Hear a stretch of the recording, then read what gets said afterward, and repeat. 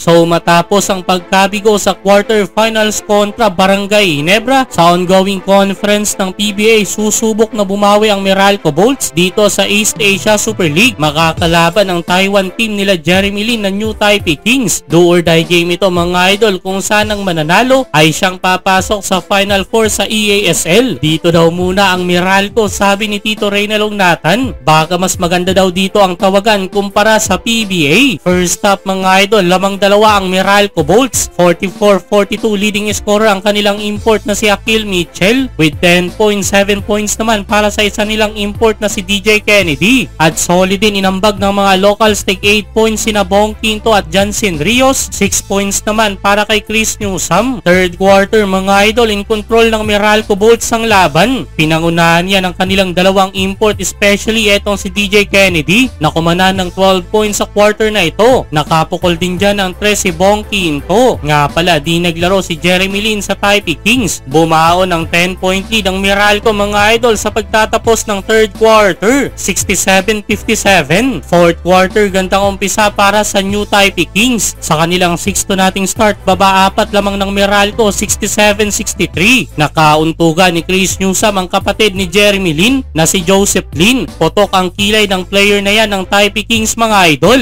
Galit na galit si Jeremy Lin, pero etong si Newsome, parang bato ang ulo, hindi man lang napuruhan. Pisikala na ang laban mga idol. Buwis-buhay si Cliff Hodge sa pagdive ng bola laban sa dalawang player ng Taiwan. Lamang tatlo ang Meralco mid-range jumper mula kay Hodge, 78-75, pero sumagot ng 3-pointer ang Taipei Kings para itabla ang laban. Hype na si Jeremy Lin. Umabot pa nga sa overtime ang laban mga idol. Overtime period, dikitan pa rin. Bong Quinto with a putback, 81 all. Makapagpigil iningang laban, maagang na penalty ang Meralco. Kaya naman karamihan ang puntos ng Taipei Kings nanggagaling sa free throw. Sobrang ganda ng laban, 8 segundo na lang natitira. Lamang 4 ang Taipei Kings. Grabing paghabol ginawa ng Meralco. Sala pangalawang free throw ni Chris Newsome, pero nakuha pa rin nila ang possession at nauwi pa sa tres ni Jansen Rios to ties the game. 91 all. Another overtime mga idol. Yun nga lang, sa pangalawang overtime sinigurado na ng New Taipei Kings ang panalo. Sayang yon para sa Meralco Bolts.